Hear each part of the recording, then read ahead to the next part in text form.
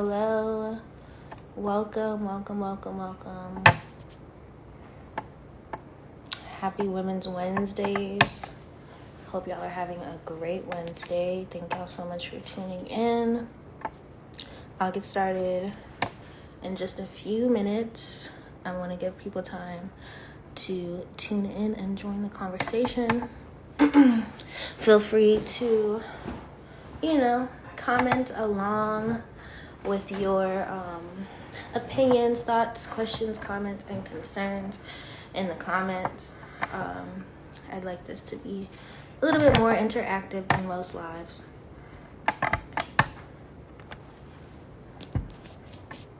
So I hope y'all are interested in the topic and join in on the conversation. Hello.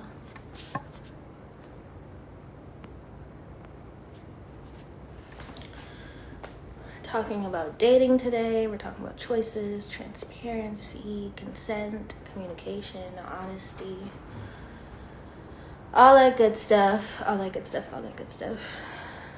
How's everybody doing today? Let's do a quick check-in for those of us who are already in here as I wait a couple more minutes to start. I'm always excited for Women's Wednesdays. Took a little break last week, but I'm back. And today's topic, most of the topics that I choose to talk about when it comes to consent, the Consent is Sexy series, usually are sparked by like some type of personal moment. And so I'm excited to kind of get in my bag with this conversation. We have 3 people in the chat, but where's the check-in? I want to know how y'all are feeling. 4 people now. What's up? Are y'all okay? Are y'all all right? Thank you. This is my favorite filter to use when I come on here.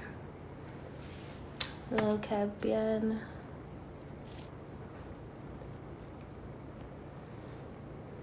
Alright, well, I'm going to just get started. Again, thank you all so much for joining our Women's Wednesday segment. For those of y'all who do not know, my name is Soul Like Soul or Soul. I am one of the community health social media influencers, as well as an art educator for Whitman-Walker's new cultural center, the Corner DC. And yeah, today I'm here to deliver and talk about consent. This is my Consent is Sexy series. During the past few months, Whitman-Walker's community health department has expanded its outreach efforts to the social media platform. So we cover a lot of topics about HIV, STI, sexual health practices, access to care, social determinants of health, and general public health interventions. Our series of outreach sessions also focuses on the current pandemic, COVID-19, and ways to manage your sexual, personal, and mental health. And the community health team is just here to educate and support you. Today, like I said, we're continuing the Consent is Sexy series. And I really just wanted to use this platform to, facilitate conversations about consent so that we can work on preventing sexual abuse, harassment, rape, and the effects of those kind of violations have on individuals and our community.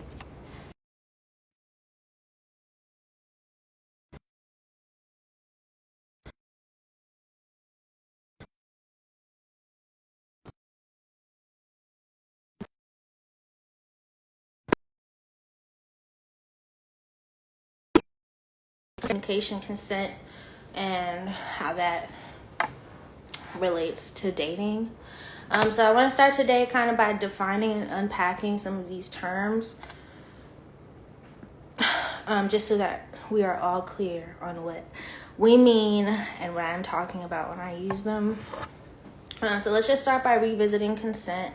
Consent is permission for something to happen or an agreement to do something. Choice is the act of selecting or making a decision when faced with two or more possibilities. And I'm a firm believer that transparency is a key to healthy communication, especially when interacting with people that you're interested in building and fostering relationships with, even if it's not romantic or sexual. And what transparency just means that all parties are open and honest about their wants, their needs, their desires, their plans, and their vulnerabilities. And they are especially open regarding their current activities and plans for future activities, even when this means exposing like an existing operation to criticism or retaliation or an outcome that is not what we wanted, right? So people who participate in transparency sincerely are aware that their current problems are insoluble without a higher degree of cooperation among all parties. And then finally, I want to unpack honesty. To be honest means to be free of deceit and untruthfulness. So this also means like being clear, being open, and being vulnerable, even if that situation doesn't favor you. And so there are ways that you can be honest and also kind of still be lying. So like lying by omission is one of those ways. And lying by omission is when a person leaves out important information or fails to correct a pre-existing misconception in order to hide the truth from others out of fear that it'll change the outcome of something. And I believe that it's pretty manipulative and deceitful to move in that way.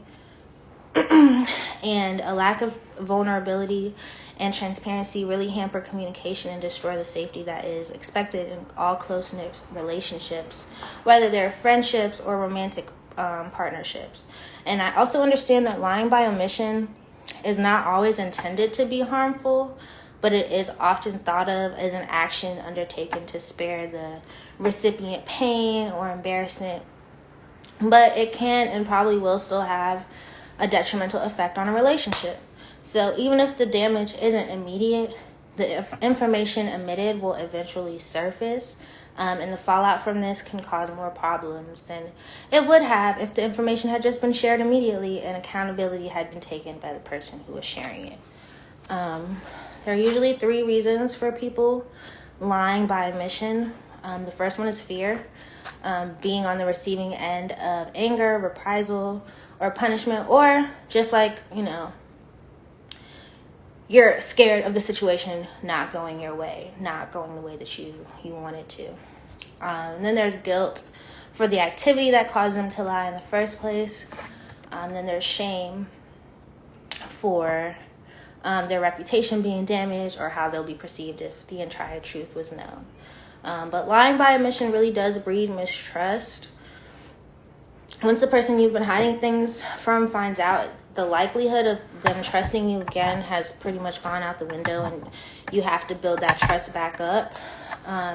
In the eyes of that person, it doesn't really matter if you thought it was for their own good or if it was a protective move. It'll still just come across as an excuse, or what it really is, keeping yourself from getting in trouble. In the eyes of that person, a lie is a lie. There's no shade of gray when someone feels they have been lied to. That's the point that people miss when they believe that by omitting something that they are not lying but straddling some magical misty zone of truthiness. But once the information is out, your credibility is shot, and it'll take a long time, if ever, to earn that back, And so last but not least, let me get close to the camera for this. Lying by omission is selfish. Lying by omission is selfish.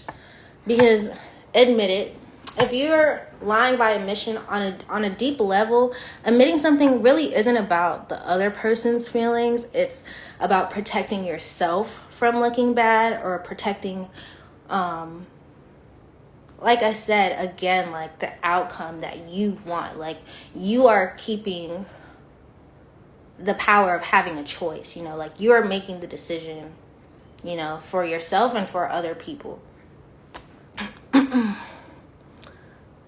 Yes, choice and giving that person choices versus assuming what they do and do not want to know. Exactly.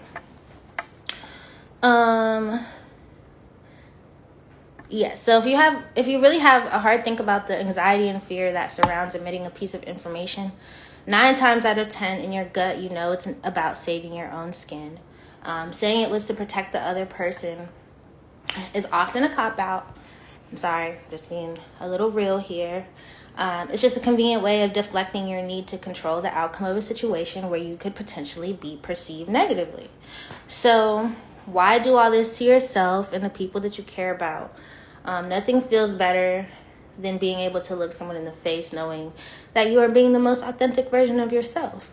Being honest also demonstrates a profound level of maturity and compassion when you aren't busy saving face at the expense of others and you're fully accountable for your own actions. It's not only incredibly empowering, it's also extremely empathetic, and quite honestly, it's really attractive to me. Yeah. It also shows strength through vulnerability, because it's human to make mistakes. You know, we're all blundering our own way through life, and there are no perfect people on this planet. So why don't we all try to make an active effort to drop the facade, admit our follies, dust ourselves off, and get on with living life honestly and to the fullest.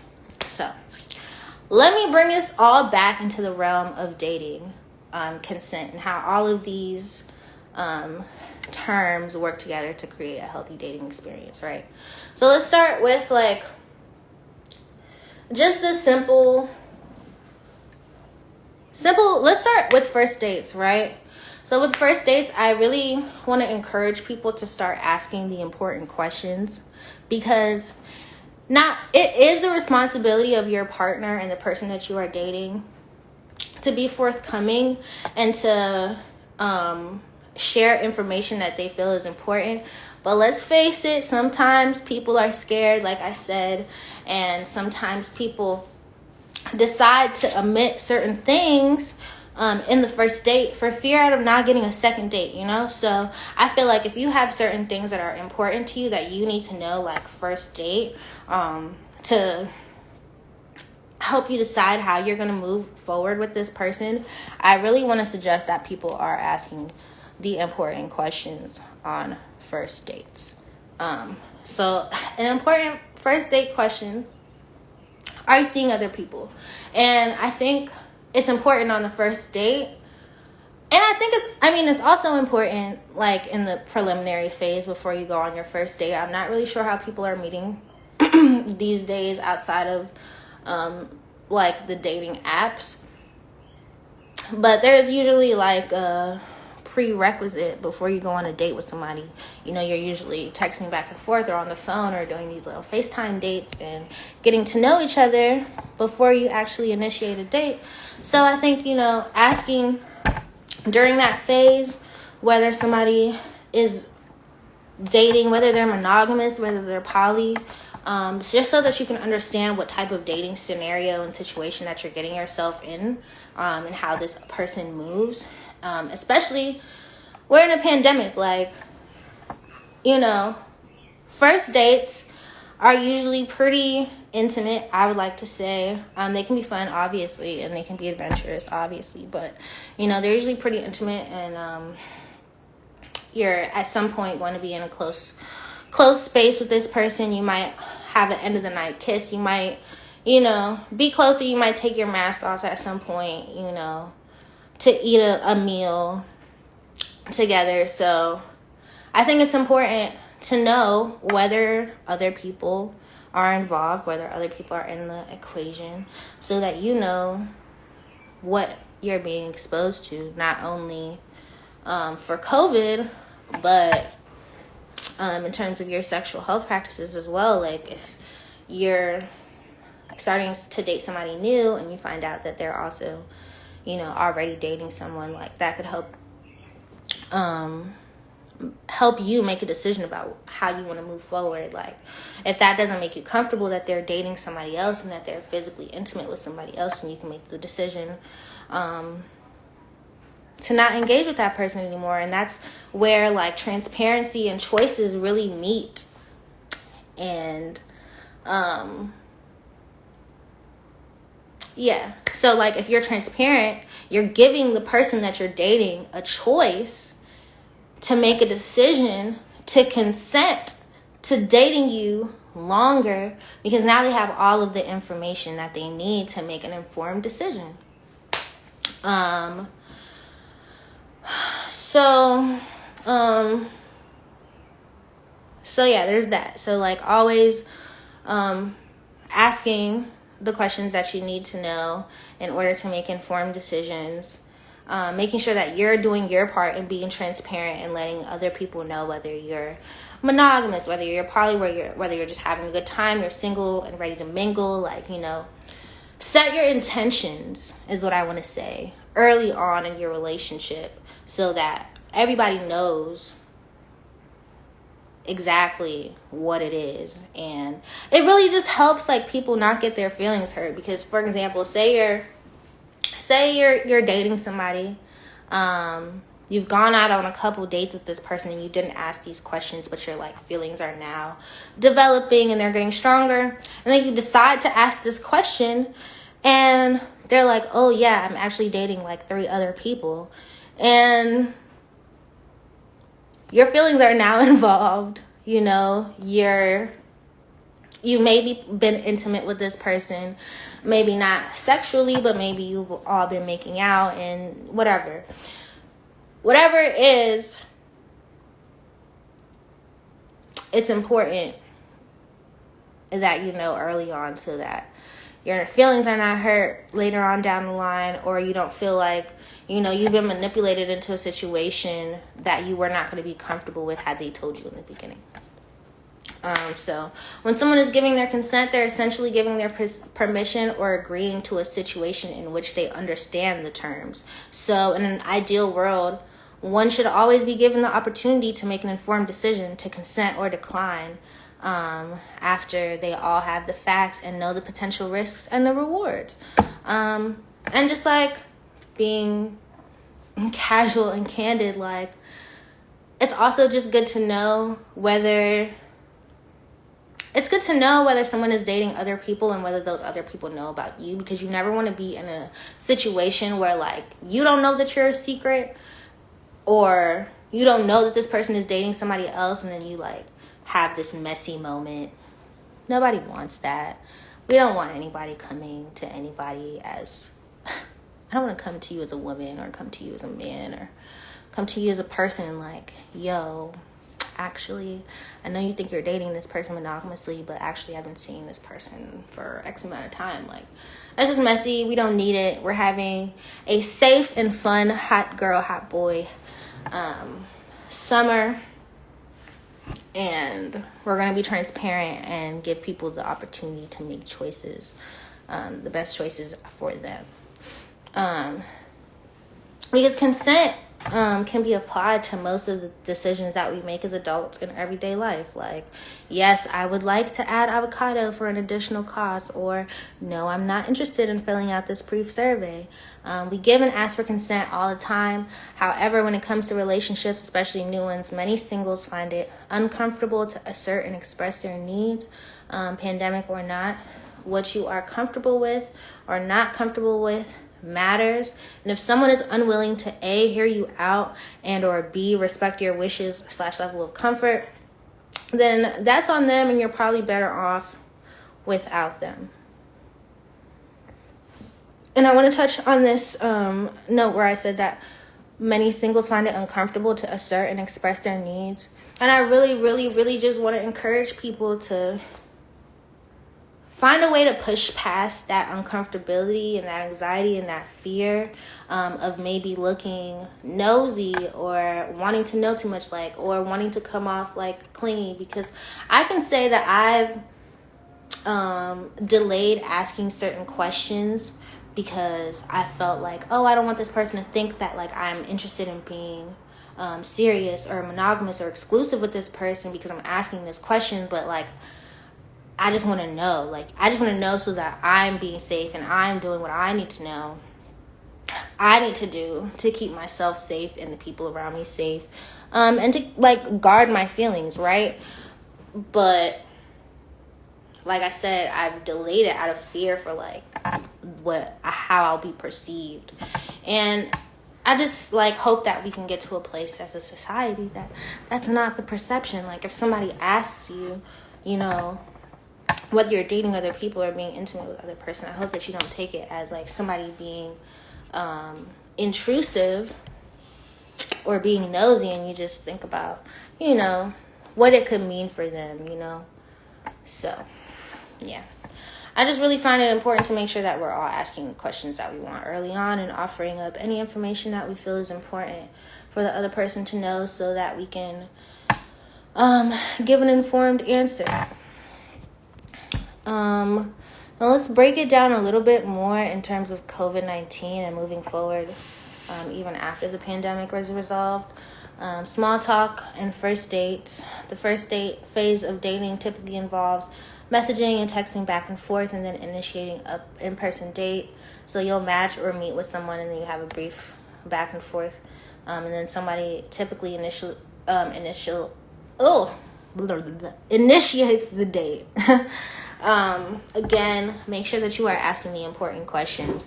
The questions that are important to you. Everybody might have a different level of comfortability. Some people might not care to know, like, if you're dating other people, you know, so that is something that you may not decide to ask, but you might decide to ask, like, do you eat meat? Because, like, if we're going to go out on dinner dates, like, I want to be able to, you know, eat what I like to, or whatever. It can be something as simple as that. You know what, like, your deal breakers are, and you know what you want when it comes to dating. So just make sure you're asking the questions. Ask about monogamy. Ask about, like, just ask the necessary questions. But let's talk about what happens if your partner isn't comfortable with the in-person date, and how you can establish a socially distanced date. Again, in these talking phases, in the first phase is when you can, you know, start to unpack these questions too, and ask these questions about in-person dates and socially distanced dates, and are we going to have our masks on, or are we going to have our mask on? What happens if I'm meeting a complete stranger, right? And this is a person that I'm trying to date or interested in. Like, do you prefer a video call first, or do you want a phone call first? Like, these are all things that you need to consider. Something that most of us have learned during these past few months is that everyone has their own level of comfort in regards to social interactions and gatherings. So you have to figure out how you navigate this. Maybe your first date won't be at a restaurant. Maybe your first date is a picnic because both of you are foodies. Like, maybe your first date is an outdoor, like, gathering or something, or like drum circle at Malcolm X Park. You know, it can be things like that. Whether you prefer to meet outdoors, to stand, or 6 feet apart, that's 100% your prerogative, and you can and should express this. If you don't mind going out to dinner or aren't sure how the other person feels, make sure that you're asking. Be intentional about dates. Be intentional about the people that you're interested in romantically. Have open and honest communication about the type of interactions and dates that you're willing to participate in. And, like, also talk about, like, I know it can be kind of awkward to, like, assume that the chemistry will really spark and you'll have a good night kiss, but, like, talking about whether that's something that is on the table, I think, is important in like the preliminary phase too, because you can talk about like, okay, like, I'll take a kiss on the cheek, but I won't take a kiss on the lips. I will hug you, but, you know, I won't kiss you. Or, you know, there are other ways to show love and affection without actually being physical. So you just think about it. Everyone has their own take on the timing of intimacy. Some singles are open and even expecting the first kiss to occur on the first date, while other people may need 1, 2, or like 6 dates to feel comfortable kissing this new person. I also want to say that in the preliminary phase of dating within COVID, like, we should really be talking about our COVID practices, our how often we get tested, you know, what are our views on the vaccine, you know, just so you know, just so that you are making sure you have, again, like all the information that you need to make an informed decision about how you can interact with this person, because you can decide, you can in this preliminary phase be having conversation with the person that you want to go out on a date with, and realize that, okay, our COVID practices are extremely different, and they don't take let's say hand sanitizing as serious as I do, or let's just use that example, right? They don't take hand sanitizing as serious or as I do. They don't wear their mask correctly or whatever. So like, I know that this is a person, and I'm not saying that these things will make you super high risk, but I'm just saying these can contribute to the risk of contracting COVID. So you can infer that this person may not be the right person for you and how you practice your COVID, you know, COVID safe practices and stuff. They might not align, and so you might be able to decide like, hey, I think we should keep our relationship as just a friendship. And we can still hang out, but we can't be physically intimate. We can't kiss, like we can't hug, because like we have different, you know, views on how to practice safety. And there's nothing wrong with that. So just think about that. Some people are okay with having sex on the first date or after a handful of dates. Always make sure that you're staying protected and safe, using condoms. And if you need some, you can always contact Whitman-Walker to find out about other resources and other ways to get some free condoms, because I know they're a little bit expensive, but they're definitely worth the protection that they offer. There is a lot of variation when it comes to preferences with intimacy, and there's absolutely nothing wrong with that, but it is also incredibly important for both parties to stay on the same page. Of course, during this time with coronavirus, there's an added layer of concern and hesitancy to have any type of physical contact with a new person. So again, there needs to be a dialogue and an open line of communication. So before doing anything, you can always ask. I think even before coronavirus, I think it's always super important to just ask what people are comfortable with before you do it.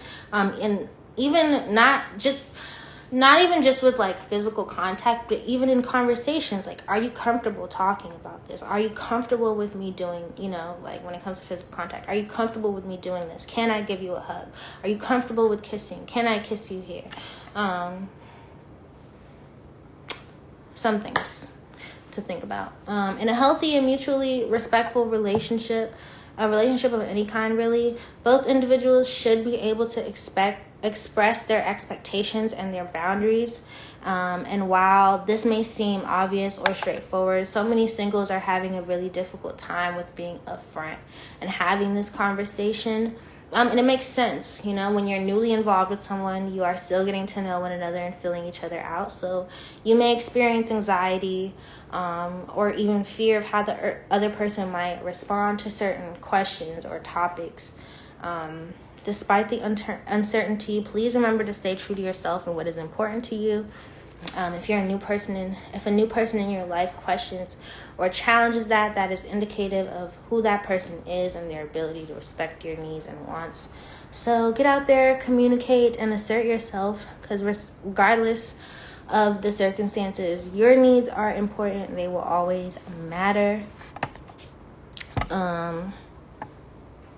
So yeah, I want to thank y'all again for tuning in. That's pretty much all I have for you today.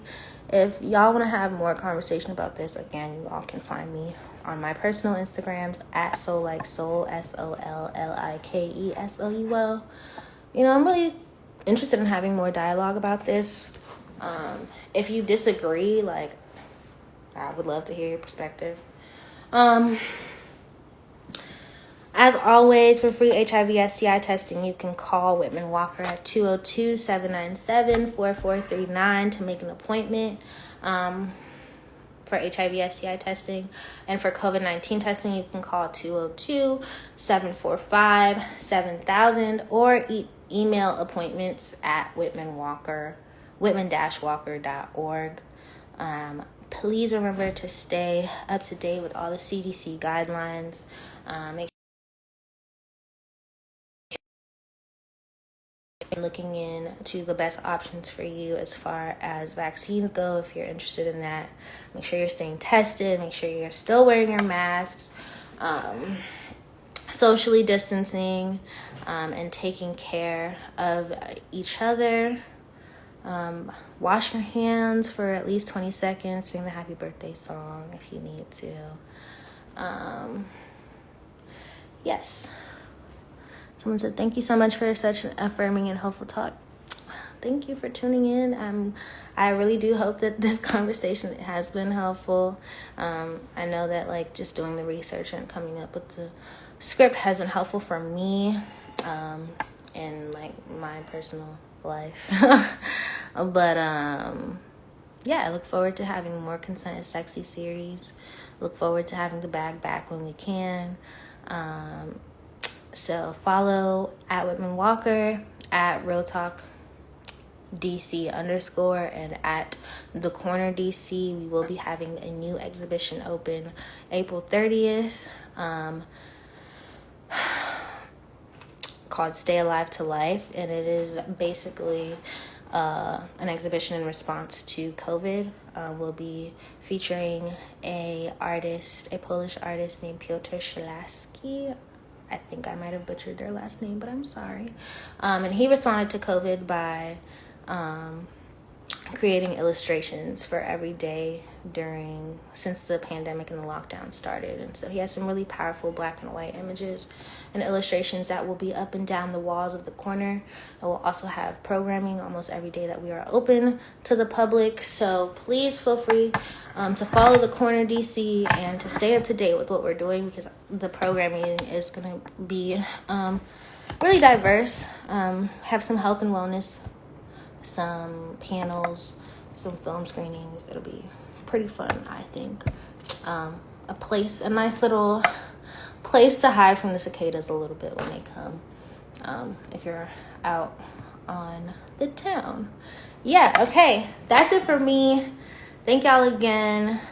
Have a great night.